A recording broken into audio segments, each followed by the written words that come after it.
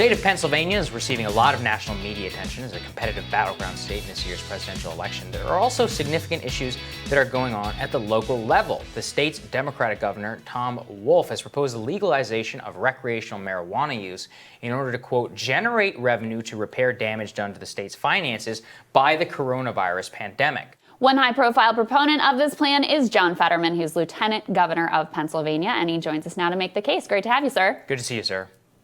Hey, thanks for having me on. Absolutely. So make the case. Why should Pennsylvania move forward with legalizing recreational marijuana? What do you think the impact would be on the state? Well, I think first and foremost, after touring every one of Pennsylvania's 67 counties, we discovered that significant majority of Pennsylvanians want this to happen. And then the other reasons are overwhelming. You have the justice aspect of it, the fact that Pennsylvania still charges over 20,000 residents every year with marijuana possession. You have the revenue. You're talking billions in long-term revenue for a state now that's currently facing a $4 billion deficit. You have tens of thousands of new unsubsidized job creation. You have an enormous benefit in terms of freedom, personal freedom. You have a cash crop for our farmers. You have something that I heard again and again, that our veterans need: legalized access to cannabis to make themselves feel normal. And that's their words, choice of words. So prohibition really doesn't have any logical basis, and opponents to legalizing marijuana in Pennsylvania have essentially resorted to just vestigial reefer madness. So this is a question I have for you, sir, around the recreational use of marijuana. I agree with you. The justice implications are abhorrent, and the way that we've treated that is terrible. However, do you worry about the emergence of a massive corporate industry? I assume, given your politics, how you came up, that concentrated capital is something that worries you. Your state has one of the largest gambling industries in the entire nation. Do you not worry about the corporatization of vice industries in the state of Pennsylvania and setting an example and creating the next big tobacco? No, I don't believe that that's a concern, because the legislation would have to, of course, pass the legislature. Presumably, hopefully, will be democratically controlled after November 3rd, and then also get past a Democratic governor who absolutely would take any of those safeguards into consideration. Right, but to be fair, sir, under that Democratic governor, you have pushed this massive casino industry, Penn National Gaming. No one's pushing any casinos as far as I'm concerned. And in fact, if anything, I have decried the Republicans' attempts to expand small games of chance in bars and these mini casinos. This is not something that anyone I'm aware of is pushing, other than Republicans with their agenda. One of the reasons that this issue is interesting to me as well is it's a place where there's a significant difference between you and the Democratic governor of the state as well, and Joe Biden, who has said that he believes there needs to be more research before we move forward with. He supports decriminalizing marijuana, but not legalization of recreational marijuana. What would you say to him to allay his concerns that more research needs to be done on the impact in particular of young people? Well, this idea that Joe Biden's, what percentage of the electoral college votes that is going to elect Joe Biden has states with already legalized marijuana, and the world hasn't spun off its axis because of legalized marijuana? Again, this idea that cannabis is some kind of foreign substance or some kind of dangerous substance is, again, vestigial reefer madness. There's been no known medical overdose deaths through THC. It has not created an epidemic of addiction the way opioids have.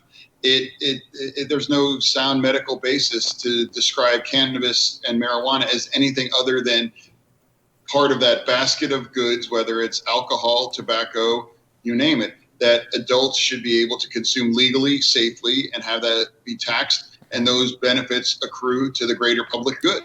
So let me ask you this also, sir. What do you think that those of us in Washington are missing about the electoral dynamics on the ground in your state of Pennsylvania? It's a critical tipping state. If Trump wins, he's almost guaranteed the White House. Same with Joe Biden. So what do you think that we're not understanding about your state in this election cycle with 1 week to go until the election?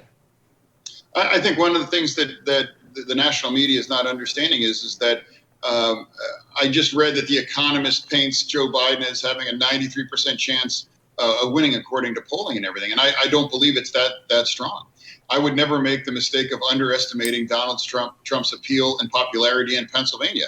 I refused to make that mistake in 2016, and I was proven right. Mm-hmm. And in 2020, the dynamic's different on the ground. But nevertheless, he filled 3 giant rallies yesterday, one after the other, barnstorming across Pennsylvania. He has appeal, and he has a base here in Pennsylvania, and I would never underestimate it. I'm encouraged by the polling, what I see, but this idea that somehow I would never peg it at 93% chance of carrying Pennsylvania. Yeah. Can you dig into that a little bit more? And first of all, tell people a little bit about your background. You're mayor of a former steel town. So, in terms of understanding the appeal of Donald Trump in the state, I don't know if there's any Democrat who gets that more. So what was it that was the core to his appeal last time around? And why has so much of his base stuck with him? And also, I'd love to hear from you, what should the Democratic Party learn from that? Are there adjustments that they need to make? Well, I think one of the key adjustments that was made was the fact that Secretary Clinton only visited Pittsburgh and Philadelphia. And my former campaign manager actually manages Pennsylvania for Joe Biden. And I encouraged him to make sure the vice president goes to small county Pennsylvania. And he has done just that. He's been to Cambria. He's been to Erie. He's been to Bucks County. He's been all across Pennsylvania. And that creates his own momentum. And his appeal is understandable. He was born and raised in Scranton. And Pennsylvania is a margin play. That is, it's the margins in small counties all across Pennsylvania. And if you are able to blunt those margins that Donald Trump created in 2016, you effectively cut off all of the oxygen for him or any Republican in terms of winning statewide. And if you don't believe that thesis, explain why else Pat Toomey decided to retire without running for either re-election or for a different office. Right. He understands it, and that's the truth about Pennsylvania. And Joe Biden's strength plays to that weakness among electing Republicans statewide. One last question here for you, sir. You saw Trump's appeal in 2016. Do you think that the way that he's governed has blunted some of that appeal and what you see on the ground? It definitely has turned off voters in Pennsylvania, without a doubt.